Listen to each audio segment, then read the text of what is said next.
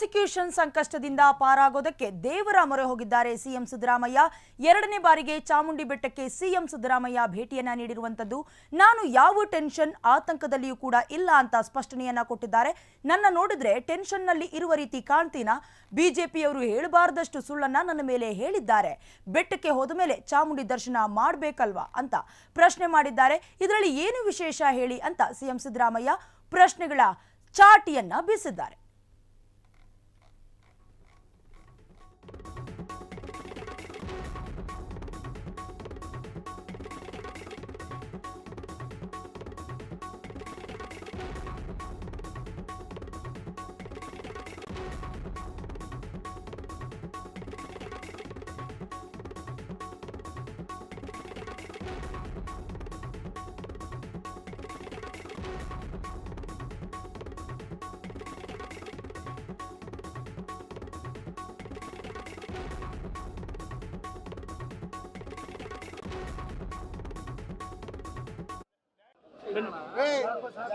ಚಾಮುಂಡಿ ಬೆಟ್ಟದ ಪ್ರಾಧಿಕಾರ ಮಾಡಿದ್ದೀವಿ.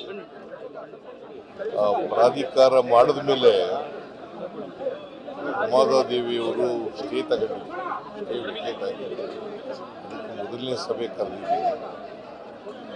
ನಾನು ಚಾಮುಂಡಿ ಬೆಟ್ಟದ ಮೇಲೆ ಮೊದಲನೇ ಸಭೆ ನಡೀತಾ ಆಕ್ಷೇಪಣೆ ಸರ್ ಸ್ಟೇ ಇದೆ ಇನ್ನೂ ಇದಕ್ಕೆ ವಿಚಾರಣೆ ಇದೆ ಮಧ್ಯೆ ಮಾಡಬಾರದು ಅಂತ ಹೇಳಿ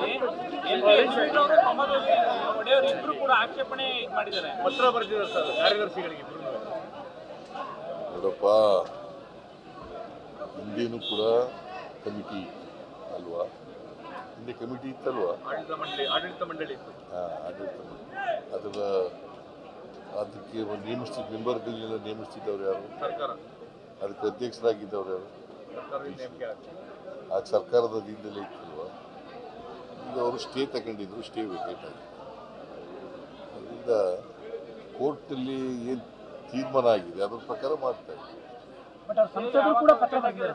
ಸಂಸದರು ಯದುವೀರ್ ಅವರು ಕೂಡ ಪತ್ರ ಬರೆದಿದ್ದಾರೆ. ಇದು ಕಾನೂನು ಬಾಹಿರವಾದಂತಹ ಸಭೆ. ಕೋರ್ಟ್ ಆದೇಶದ ಪ್ರಕಾರ ಮಾಡಬೇಕು, ಸಂಸದರು ಆದೇಶ. ಅವ್ರು ಹೇಳ್ತಾ ಇದ್ದಾರೆ ಕಾನೂನು ಬಾಹಿರ. ಅವ್ರು ಹೇಳೋದಕ್ಕೂ ಹೇಳೋದಲ್ಲ, ನಾನು ಮಾಡ್ತಾ ಇದ್ದೀನಿ. ಕೋರ್ಟ್ನಲ್ಲಿ ಏನು ಹೇಳಿದ್ದಾರೆ ಅದ್ರ ಪ್ರಕಾರ ಮಾಡ್ತಾ ಇದ್ದೀನಿ. ಸ್ಟೇ ನಾನು ಡೇಟ್ ಮರೆತುಬಿಟ್ಟಿದ್ದೀನಿ. 22ಕ್ಕೆ ಸರ್. ಈಗ ಅಂಗನವಾಡಿ ಕಾರ್ಯಕರ್ತರಿಗೆ 3 ತಿಂಗಳಿಂದ ಸಂಬಳ ಆಗಿಲ್ಲ ಅಂತ ಹೇಳಿ ಅವರೆಲ್ಲರೂ ಪ್ರತಿಭಟನೆ ಕೋಲಾರ ಭಾಗದಲ್ಲಿ ಪ್ರತಿಭಟನೆ ಮಾಡ್ತಾರೆ. ಎಲ್ಲ ಕೊಟ್ಟಿದ್ದೀನಿ ಸರ್. 3 ತಿಂಗಳಿಂದ ಆಗಿಲ್ಲ ಅಂತ ಗೊತ್ತಿಲ್ಲ, ಚೆಕಪ್ ಮಾಡಿಸ್ತೀನಿ. ಸರ್, ಈಗ ಕೋವಿಡ್ ವಿಚಾರದಲ್ಲಿ ನಮಗೆ ತಮಗೊಂದು ವರದಿ ತಲುಪಿದೆ. ಯಾವಾಗ ಅದ್ರ ಮೇಲೆ ಕ್ರಮ ಆಗುತ್ತೆ?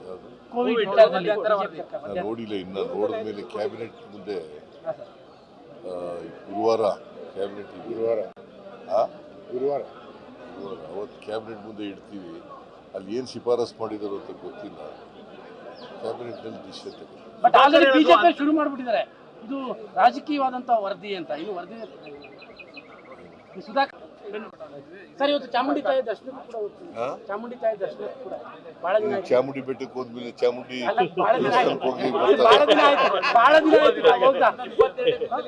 ಹೇಳಪ್ಪ, ಚಾಮುಂಡಿ ಬೆಟ್ಟಕ್ಕೆ ಹೋಗ್ತಾ ಇದ್ದೀನಿ.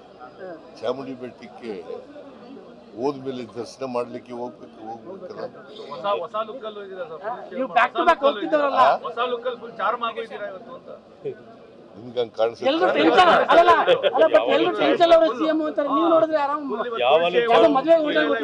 ಯಾರು ಟೆನ್ಷನ್ ಅಪೋಸಿಷನ್ ಎಲ್ಲ ಹೇಳ್ತಾ ಇದ್ದಾರೆ ಸಿಎಂ ಟೆನ್ಷನ್ ಆಗುತ್ತೆ. ನೀವು ನೋಡಿದ್ರೆ ರೇಷ್ಮೆ ಅದಕ್ಕೆ ಬಹಳ ಚಾರ್ಮ್ ಆಗಿದ್ದೀರಾ ಅಂತ. ಫುಲ್ ಚಾರ್ಮ್ ಇದೆ ಇವತ್ತು. ವಿರೋಧ ಪಕ್ಷದವರು ತಾವು ಕುಂದೋಗಿದ್ದೀರಿ ಕುಗ್ಗಿದ್ದೀರಿ ಅಂತ ಏನಾದರೂ ಅವರಿಗೆ ಪಾಪ ಸುಳ್ಳು ಹೇಳ್ಬಿಟ್ಟಿದಾರಲ್ಲ, ಸುಳ್ಳು ರುಚಿವತ್ತಾಗದಿರೋ ಕಷ್ಟ ಅಂತ ಹೇಳಿ ಅನ್ಕೊಂಡಿಲ್ಲ. ಅವ್ರಿಗೆ ಯೋಚನೆ ಮಾಡಿ, ನಮ್ಗೆ ಯಾವಲ್ಲೂ ಸುಳ್ಳು ಹೇಳಿಲ್ಲ, ಅಸತ್ಯ ನುಡಿದಿಲ್ಲ, ಮತ್ತೆ ತಪ್ಪು ಮಾಡಿಲ್ಲ. ನಮ್ಗೆ ನಿನ್ನೆ ದೇಶಪಾಂಡೆ ಅವರು ಮಾತಾಡಿದ್ದಾರೆ ಸರ್. ನಿನ್ನೆ ದೇಶಪಾಂಡೆ ಅವರು ಮಾತಾಡಿದ್ದಾರೆ, ಮುಖ್ಯಮಂತ್ರಿಗಳು 5 ವರ್ಷ, ಸಿದ್ದರಾಮಯ್ಯವರು 5 ವರ್ಷ ಇರ್ತಾರೆ, ನೀವು ಒಪ್ಪಿಗೆ ಕೊಟ್ಟರೆ ನಾನು ಚೀಫ್ ಮಿನಿಸ್ಟರ್ ಆಗ್ತೇನೆ ನಾನು.